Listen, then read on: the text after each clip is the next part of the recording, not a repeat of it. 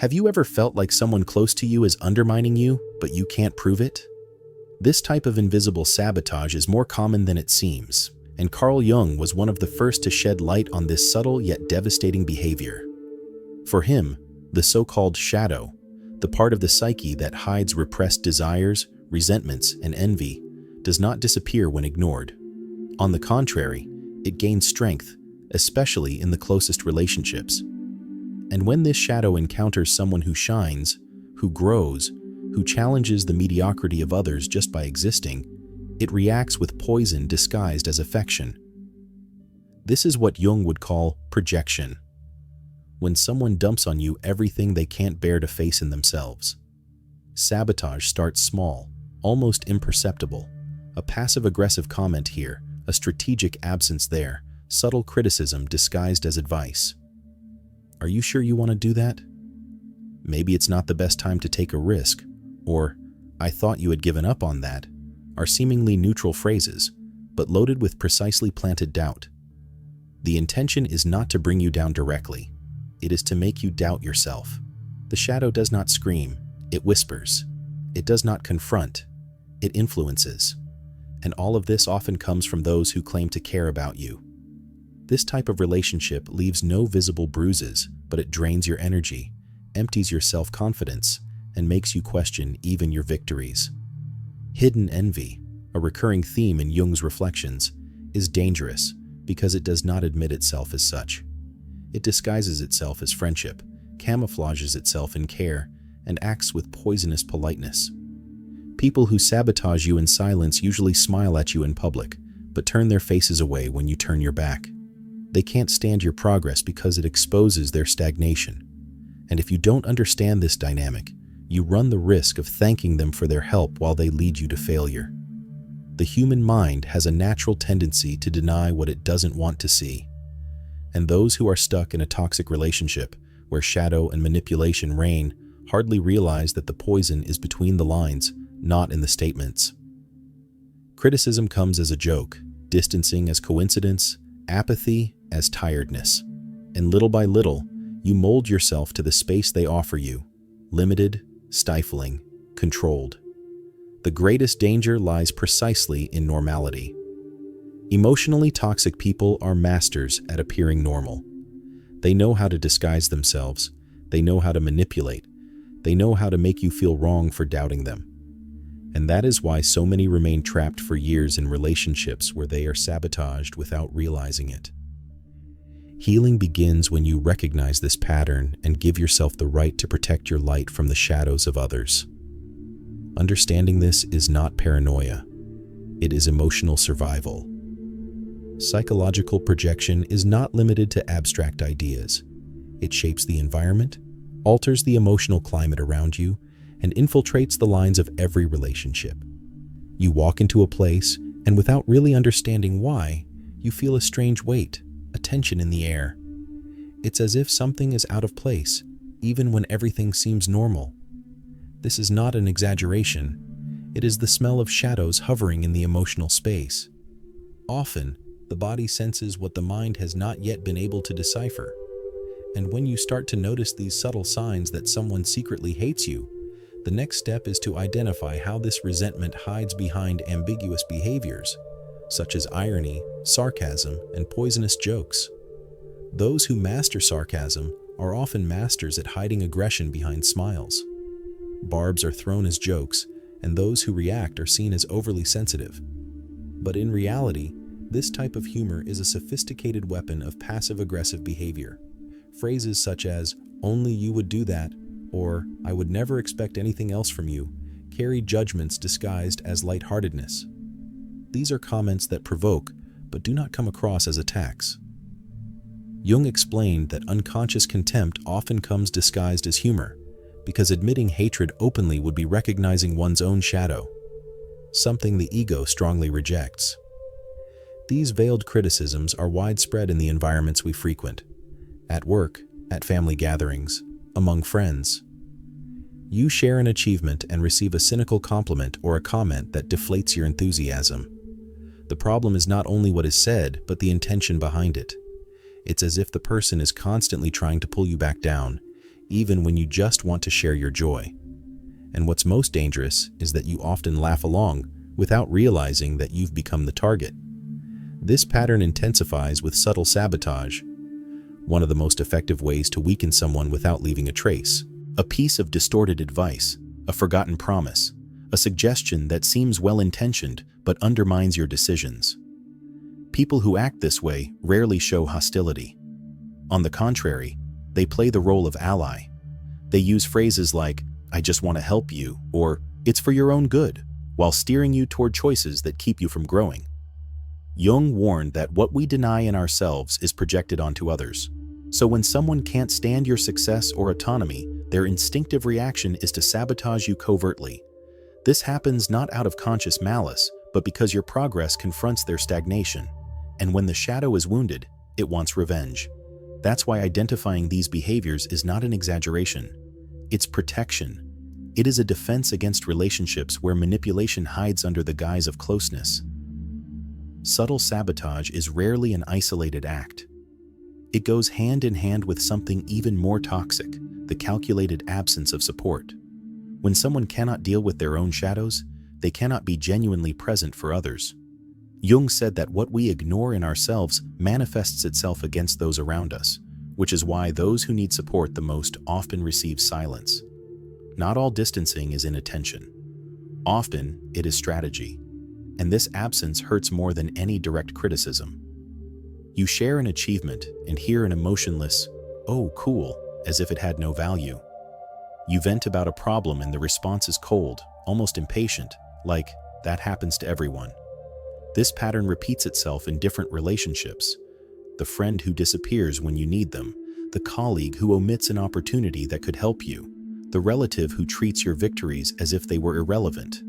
These attitudes are not accidental. They are subtle manifestations of deep-rooted contempt. And what's most dangerous is that the closer the relationship, the harder it is to notice. You start to get used to this emptiness disguised as normality, and without realizing it, you begin to diminish yourself to fit into the emotional space they offer you. Along with this absence comes another silent and destructive dynamic: undeclared competition. This camouflaged rivalry is fertile ground for hidden envy. With every step you take, there is someone by your side trying to prove that they can do it too, or that they can do it better. When you mention a promotion, they respond with one of their own achievements. When you talk about a new project, they mention something bigger or more difficult. This kind of constant comparison is not a coincidence. It is a symptom. It is the shadow trying to restore its own value in the light of others. Jung explained that those who do not recognize their frustrations end up seeing the other as an uncomfortable mirror. And, in order not to face this reflection, they try to diminish it. The problem is that this silent game of competition creates invisible but constant tension. You feel like you're being watched, evaluated, monitored. Your happiness becomes a trigger, your progress a threat.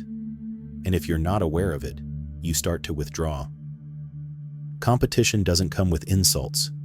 It comes with subtle comments, changes of subject, cold compliments. It's a way of saying, "Don't get too excited." Understanding this pattern is essential to preserving your emotional health, because no one flourishes where they are being compared all the time. And those who free themselves from this find space to grow with ease. Silent competition, however disguised, is often just the surface of something deeper: the need to destroy your image away from your eyes. And this is where defamation comes in, subtle and sneaky, as a way to rebalance an emotional scale that, for those who carry hidden envy, always seems to be tipped. When someone hates you in secret, they rarely feel comfortable expressing it openly. Instead, the strategy is to spread distortions, criticism masked as venting, and insinuations that erode others' perception of you. I don't mean to be rude, but have you noticed how strange he is? I like her, but there are some things about her that worry me. Phrases like these act as social poison, subtly injected, loaded with judgment, but protected by a veneer of false concern. Carl Jung explained that the shadow not only contains what we reject in ourselves, but also transforms others into a repository for these rejections. And when someone's brilliance illuminates this inner darkness, the reaction is to try to extinguish it. Defamation in this context is not just slander. It is a desperate attempt to level the emotional playing field. By tarnishing your image, the person feels that they regain some of the control they lost when they felt inferior. And all of this happens behind the scenes, while in public they maintain the same smile as always, offering hugs and showing affection. Duplicity is their greatest weapon. The signs spread slowly: dirty looks, unexplained distancing, subtle changes in the behavior of those around you. You begin to realize that your words arrive before you do, but distorted, that your gestures are interpreted out of context. And when you try to confront them, you hear that you are exaggerating, that you are paranoid. This is the classic script of those who slander, attack invisibly, and shield themselves with the role of victim when questioned. Passive-aggressive behavior reaches a sophisticated level of manipulation here, and it doesn't stop there. The same people who spread criticism are also incapable of celebrating your achievements. When you share a victory, their smiles are slow to appear, their compliments sound forced, and soon the subject changes. Nothing reveals more about someone's hidden feelings than their reaction to your success. Those who hate you in secret cannot pretend for long. Your light bothers them because it illuminates everything they don't want to see in themselves. And, as Jung warned, what is not confronted repeats itself and attacks. Identifying this is the first step in protecting yourself from bonds that, behind their cordiality, hide real emotional traps. Carl Jung explained that one person's light can illuminate another's shadows, and that is where many bonds begin to wear thin. When someone close to you cannot deal with their own frustrations, your success becomes a painful mirror. This is revealed in small attitudes: a quick comment, a sudden change of subject, an attempt to diminish your achievement with phrases such as, "With so much luck, even I could do it." Hidden envy is polite, rarely expressed with explicit anger. It acts through minimization, indifference, and emotional coldness disguised as rationality. Every time you move forward, it tries to rebalance the relationship, not with support, but with disdain. This attempt to recalibrate the power dynamic is silent but constant. When you share an achievement and the response is a dry compliment or a provocation disguised as a joke, what is at stake is not the joke. It is the unconscious attempt to diminish you. The shadow cannot stand feeling small in the light, so it must devalue that light to maintain the illusion of control. Examples of this are common. You talk about a difficult project you finally completed, and the person responds with, "It wasn't that complicated." You achieve something important, and instead of hearing congratulations, you receive an empty comparison to someone who did even more. But the problem gets worse when, in addition to this coldness in the face of victory, contempt arises in the face of your pain. Vulnerability is the true test of any relationship. When someone who says they care about you is impatient, cold, or critical in the face of your suffering, something is deeply wrong. People who harbor repressed envy not only fail to support you, they are bothered by your fragility, because seeing your humanity forces them to recognize their own. And the shadow hates to be reminded that it is also fragile. That is why, in these moments, passive-aggressive behavior intensifies. You vent, and the response is loaded with judgment. That's an exaggeration. You need to be stronger. Everyone goes through this.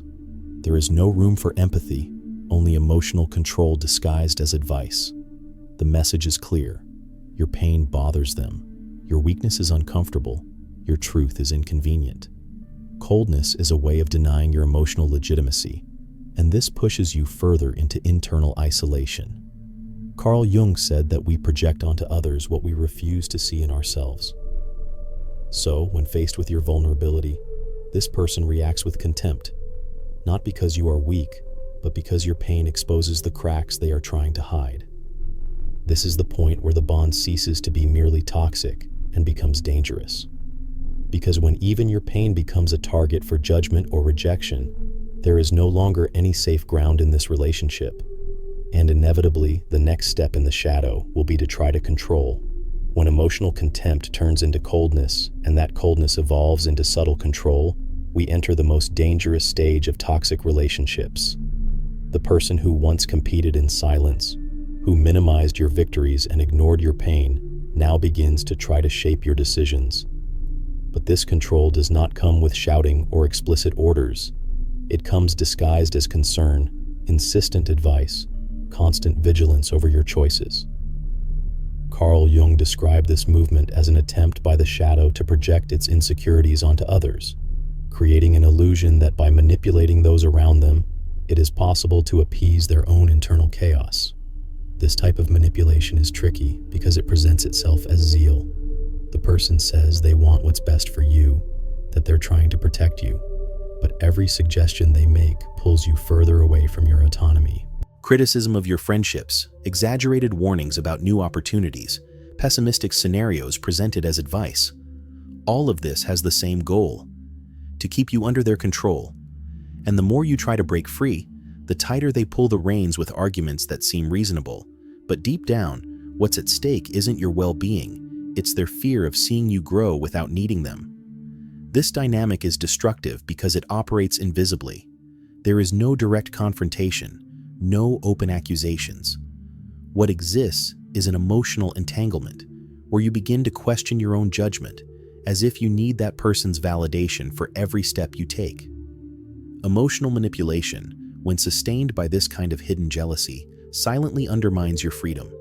And when you realize it, you no longer know whether you are making decisions of your own free will or out of fear of disappointing someone who has never truly supported you. At this point, the cycle of toxic relationships is complete. From sabotage to absence, from competition to defamation, from contempt to control.